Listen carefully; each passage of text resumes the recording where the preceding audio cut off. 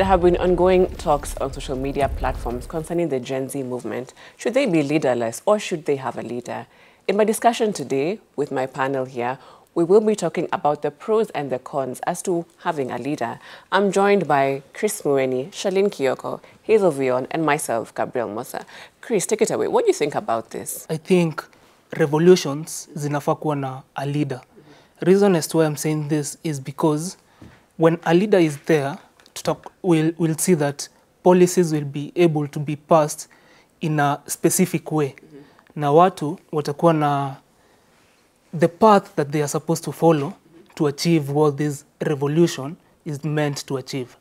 Okay, Hazel, take it away. Do you think, yes, having a leader is important, but don't you think that leaders can be used to drive other political vendettas, which that's what Gen Z is against in the first place? Okay, ni vile tu umesema Gabi. Chris ndamesema. Chris watu si wajinga. Unaona Gen Zs ni generation wenye wamekuwa aware, they've been educated, they're literate, wamekuwa aware of what is happening. Na sasa hizi happenings zimewacha traumatized. Honestly, previous previous revolution leaders, an example is Raila, they betrayed us, and due to that trauma, because of betrayal, right now we don't want a leader who ataanza hii mwendo vizuri tushikilie, and then when we are about to get to the promised land, shake hands with the government vile Raila did. He did that with Moi, he did that with Kibaki, he did that with Uhuru. Now he has done it again with Ruto. No, let's just remain leaderless. Ama aje Shalin? I feel it's okay to be leaderless, to be honest, because akutakuwa na ule mtu atakuwa singled out, akuwe prosecuted, akuwe arrested, because mtu kama Boniface, Hanifa, Shad, they've been arrested before. If we chose them to be our leaders at that time, and as we continue with the Mandamano, we could have like swayed away from the whole point of us doing the Mandamanos. You get me? Yeah, so I feel like it's okay to be leaderless because it's one voice, not just one person saying, let's do this, let's do this. It's one voice to the government. All right. I beg to interject. Let me just say the point. People are saying that leaders may provide structure or may provide, mwelekeo basically towards the people. Can you add on to that? Or? Yeah, there's this guy, alisema, leaders are alphas who go ahead to represent the interests of others. What does this mean? This means in a situation that Kenya want to speak to France, who is the intermediary? The leader is the intermediary, sorry. Na huyu leader ndiye atafikisha the interest of the people to the next partner. And drawing a scenario from hii maandamano, what has happened? There have been need for talk, right? But because of this, the Gen Zs are saying what? We don't want leaders. And what has happened? The president has not been able to include the Gen Zs in this. Yeah, I really have something to say.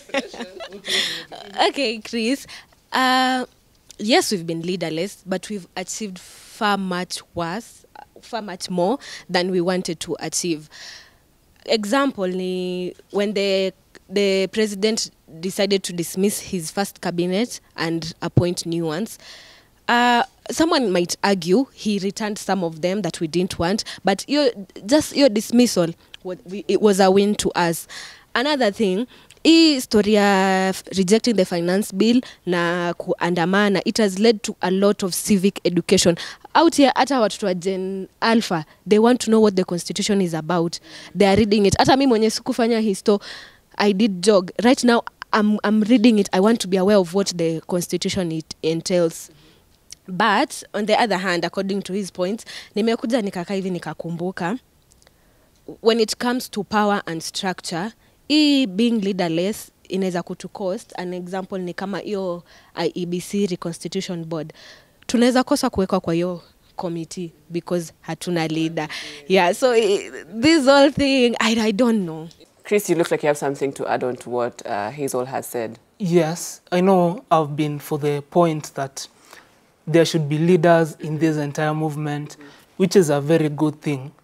But I can say this, you know, leaders, we are both, if for example I'm a leader, I am both selfish and I'm both selfless, right?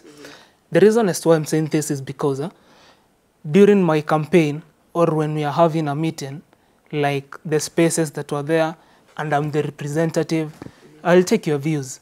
I'll be of this perspective. Give me the views, nitafikisha huko, they will be addressed and all that stuff. But drawing a scenario from a picture. For example, we are seated here, right? We are taking a photo. And I see my photo is good, but your photo iko somehow blurrish or something.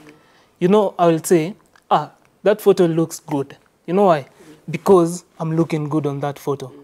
And in another scenario, if the photo looks, you guys look good in the photo, and I don't look good, I'll say what? This photo is not good at all. The reason as to why is it that way? Because my photo is blurring. What does that show us? That's selfish of me. And what am I trying to imply here?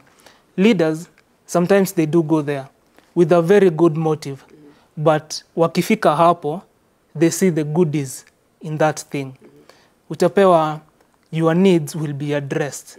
Now your needs, when they are addressed, you tend to forget the needs of the people who send you there. All right. Charlene? And that's why we're saying it's okay to be leaderless right now. Because we don't want someone who will say he's representing us, he's been our leader, trying to fight for what we are fighting for, na kifiko kombele, atugeuke. There was this discussion that was happening where people are saying right now it's okay for them to be leaderless. Yeah. It's what has really helped push the vendetta, and not vendetta really, but the movement. Yeah. However, people are saying in the long run, especially towards the 2027 elections, do you think it will still help the movement in being leaderless, or will it be more helpful if there are certain elected leaders, for example, in different constituencies?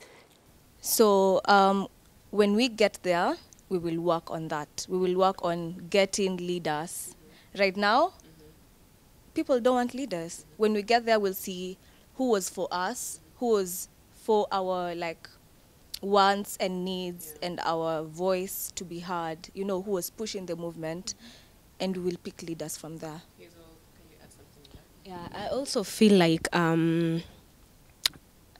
politics, yes, politics is a dirty game, but our politicians, and I don't know if other countries can also feel the same heat, but our politicians have given being a leader such a bad, being a bad name that no one wants to be a leader. I feel like the Gen Zs love the idea of the revolution and what it could have, it has, and what it could bring out, but people are afraid of the responsibility, in quote unquote, of what it comes with, because nini leadership imekuwa tainted to be a bad thing. Yeah. With even slogans like "Afande, please," you know. Yeah, Afande, please. Yeah. Chris, you wanted to say something. Yes. Adding to what Hazel has talked about, I feel as we draw near to 2027, what needs to be done is we need a system check. We need to devise a system that will be able to hold leaders accountable. Sure. Because the system, if it doesn't hold the leaders accountable, the leaders tend to go rogue. And the leaders tend to exploit more of the resources instead of enabling the people who have sent them there to benefit. Shalene, I've seen you've taken the mic. You're ready to speak. Go ahead. You know, because I feel like now, people, leaders will be more accountable. Even as we come, even right now, the heat has been there. No one wants to become a leader at this point. No, but even the leaders right now, they wanaenda kwa straight line. Because people are becoming more aware, and people are becoming more fact check government. You know, they should do what they have been appointed or nominated to do. So even as we go further, 2027, najua tunaelekea mahali pazuri. Baby steps, but we will get there. And people have been saying online they want fresh leaders. They don't want a repetition of previous leaders. What do you guys have to say about that? Don't you think this is an opportunity also for Gen Zs to also be the change that they want to see? Okay, yeah, but you know, the same constitution that we are referring to will limit some of us. The Gen Z, yes, it's referring to a group of people, but Gen Z ni kila Mkenya. And unless ni mtu, let's say 36 and above, ndo anaweza qualify. But sisi mayude, tutafika hapo kwa uprezo. Apart from new leaders, yes, kuna new leaders, like these university student leaders, they can come up as long as they're well funded for the elections and everything. But I've also heard the same Jesus talking about Matiang'i and how he did a good job. Such leaders could also come. I believe Matiang'i has a party, right? Gen Zs, you know, tunaweza join a new party that has been there na tusonge nayo. Now we give these other leaders a chance, hoping that pia wao hawata mess up. But uzuri kuna kusalamiwa. Atoke tu vinje kidogo, tunamsalamia. Yeah. The most important is accountability. Yeah. Is it only me ama sai mtu akikuita Gen Z ama ukitembea ukisikia jina tu Gen Z, you're just like It's bringing some ego. no, like, yeah, at the same time, yeah, like, oh, yeah, the Gen Z. But now people are misusing it, if I may say, because now the older generation are using it as people who are rogue, youth who are rogue. And it's not that. It's just the age bracket and people who are courageous enough to call out the government and to go to the street just for their rights and for your rights. Right. Yeah. And even as we wind up, I feel like whenever people bring up the discussion for should Gen Z be leaderless or should they have a leader, people are always scared, tutakusalamia and all that. So do you think, is this a necessary conversation that people should be having, or are we deviating from the main agenda of the Gen Zs, which is to provide accountability or to hold the leaders accountable? And I'll start with Chris and then we can flow like that. Okay. What I can say about this, we are not deviating.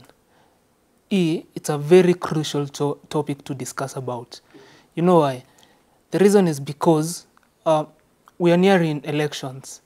And despite the main motive of the revolution being to bring accountability and transparency, it has brought the aspect whereby people want to grow, people want to know more on these political issues. Before, it was a time that, like, example me, we were never interested with anything to do about politics. Yeah. So I think we are not deviating because now, come 2027, we'll see a lot of young people who will show up to vie for seats. And there's a good move that has come at the right time. Yeah. Okay. I think it's important. I know it's a controversy, and also like people just need to get comfortable in talking about uncomfortable topics. But at the same time, they affect us. Because should Gen Z be leaderless or not? Because there are many people who support either other side of the topic. But it's okay to talk about it. It's okay to have your own opinions, but at the same time, just think about how it will help having a leader when it comes to like the next elections. Yeah. Okay. Currently, the new opposition is the Gen Z, are the Gen Z. So it's a very important topic to talk about. The way Charlene and Chris have said, yes, it's uncomfortable, but we need to address it. Given the fact that we are an aware generation and we really talk more about communication and talking to our demons, maybe this is the demon that we have in the room. Let's talk about it. Ndo tuendelee kupush history whatever the president did not, the government did not handle, that we were pushing on our agenda. Thank you very much, guys, for staying tuned. We have been discussing about the pros and the cons of Gen Z having a leader. Kindly tell us what you think in the comments below. Usiogope kusalimiwa. I've been your host, Gabrielle Mosa. See you until next time. See you.